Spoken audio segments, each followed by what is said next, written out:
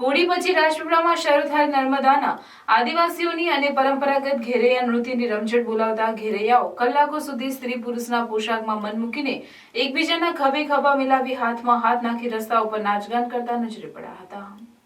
નર્મદામાં હોળી આદિવાસીઓનો મુખ્ય તહેવાર હોવાથી આદિવાસી હોળીનો તહેવાર તેમની પરંપરા અને રીતિ રિવાજ માટે જાણીતા છે। રાજપીપળામાં વર્ષોથી હોળી ટાણે માદરે વતનથી આદિવાસીઓની ઘેરૈયા બનવા પાછા ફરે છે, ત્યારે 5 દિવસ સુધી રાજપીપળાના રસ્તાઓ પર ચક્કાજામ કરી દેતા અને ધૂમ મચાવતા ઘેરૈયા નૃત્યની રમઝટ બોલાવતા અને કલાકો સુધી સ્ત્રી પુરુષના પોશાકમાં મન મૂકીને એકબીજાના ખભે ખભા મિલાવી હાથમાં હાથ નાખી રસ્તા ઉપર નાચ ગાન કરી શેઠ શાહુકારને ત્યાંથી ઘેર ઉઘરાવતા આજે આદિવાસીઓમાં શિક્ષણનું પ્રમાણ વધુ હોવાથી આદિવાસીઓએ એ જ જાહેરમાં નાચવાનું બંધ કરી દેતા એ ઘેરૈયા સંસ્કૃતિ ક્રમશઃ લુપ્ત થવા માંડી છે।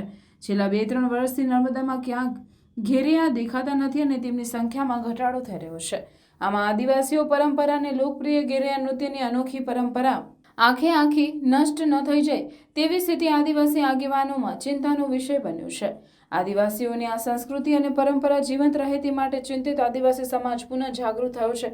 નસવાડી અને કવાડથી પ્રોફેશનલ ઘેર બોલાવી આદિવાસી સંસ્કૃતિને બચાવવાનો સ્તુત્ય તરફ પ્રયાસ કરવામાં આવી રહ્યો છે।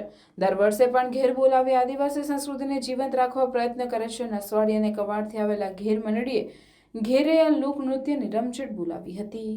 હોળી વખતે 7 દિવસ સુધી અમારું નસવાનું હશે, પછી અમારો હોળીના તહેવાર મનાવવાનો છે। અમારી પરંપરા રૂઢી પ્રથાથી ચાલતી આવી છે, વિખાઈ ના જાય એ માટે અમે એ હેતુ લઈને અમે દર વર્ષે આવી રીતના ઘેરિયાથી ફરીએ। તમે ક્યાં ક્યાં જાઓ છો, કેટલા દિવસ સુધી ફરો છો? અમે 5 દિવસ સુધી ફરીએ છીએ। ગામડે જે પણ દાન આપે એ દાન લઈને અમે 5 દિવસ સુધી ફરીએ, પછી ઘરે જઈને અમે હોળી અળગાવીએ। પછી અમારે જે અન્ન દાન ઘરમાં જે પણ દુઃખ હોય એમાં પૂજન કરીએ છીએ। અચ્છા, કેટલા જણની ટીમ છે ને કયા કયા પ્રકારનો વેશ પહેર્યો છે? અમે 80 જણાનો ટીમ છે। અમુક પુરુષો છે, અમુક ચિત્રાવાળા હશે, અમુક મોરપીસના મુંગટવાળા હશે, અમુક અસ્ત્રી બનીને હશે। એવી રીતના નૃત્ય બની